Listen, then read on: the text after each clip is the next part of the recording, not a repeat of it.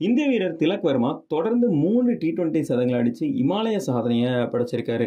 சமீபத்தில் India T20 அணியில இடம்பெற்று தென்னாப்பிரிக்கா அணிக்கு எதிராக அடுத்தடுத்த போட்டிகளில் 2 சதங்களை அடிச்சிருந்தாரு திலக் வர்மா.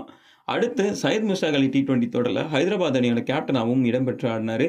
மேகாலயா அணிக்கு எதிரான போட்டியில தாண்டவம் ஆடிய திலக் வர்மா 67 பந்துகளில் 151 ரன்னும் எடுத்திருந்தாரு. தான் ஆடிய கடைசி 3 T20 போட்டிகளில் தொடர்ந்து 3 சதங்களை அடிச்சு மிரட்டியும் இருக்கிறாரு. அந்த 3ல் 2 சர்வதேச போட்டிகள் என்பது மேலும் வியப்பையை ஏற்படுத்தியிருக்கு. ஒட்டுமொத்தமாக T20 கிரிக்கெட் வரலாற்றில் எந்த ஒரு வீரரும் தொடர்ந்து 3 போட்டிகளில் சதம் அடித்தது இல்லை. சர்வதேச கிரிக்கெட் T20 லீக் தொடர்கள் என அனைத்து கணக்கிலையும் எடுத்துக்கொண்டால் கூட எந்த ஒரு வீரரும் இந்த மாதிரி 3 சதங்களை அடித்ததே கிடையாது. அந்த வகையில் சரித்திர சாதனையை படைச்சிருக்கிறாரு திலக் வர்மா.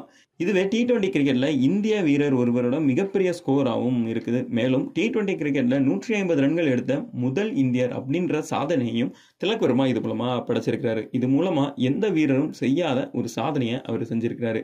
முன்னதாக ஸ்ரேயஸ் ஐயர் 55 பந்துகளில் 147 ரன்கள் எடுத்ததே T20 கிரிக்கெட்ல இந்திய வீரர் ஒருவரோட அதிகமான ஸ்கோராக இருந்தது.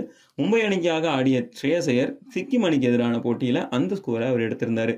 திலக் வர்மா இடது கை பேட்ஸ்மேனா ஒரு சாதனையை செஞ்சிருக்கிறாரு. T20 கிரிக்கெட்ல அதிக சதம் அடிச்ச இடது கை பேட்ஸ்மேன் பட்டியலில் முதலிடத்தை சுரேஷ் ரெய்னா மற்றும் அபிஷேக் சர்மா ஆகியோர் பகிர்ந்து கொண்டிருக்கிறாங்க. இந்த 3 பேரும் T20 கிரிக்கெட்ல 4 சதங்களையும் அடிச்சிருக்கிறாங்க. மேகாலயா அணிக்கு எதிரான போட்டியில முதல்ல பேட்டிங் செஞ்ச ஹைதராபாத் அணி 20 ஓவர்கள் முடிவில் 4 விக்கெட் இழப்புக்கு 248 ரன்கள் எடுத்திருந்தது. தன்மை அகர்வால் 23 பந்துகளில் 52 ரன்களும், ராகுல் புத்தி 23 பந்துகளில் 30 ரன்களும் எடுத்திருந்தாங்க. 3ஆம் வரிசையில் இறங்கிய திலக் வர்மா 67 பந்துகளில் 151 ரன்களை எடுத்திருந்தாரு. அவர் 14 4 10 6 அடிச்சிருந்தாரு. அவரோட ஸ்ட்ரைக் ரேட்டு 225 ஆகவும் இருந்தது.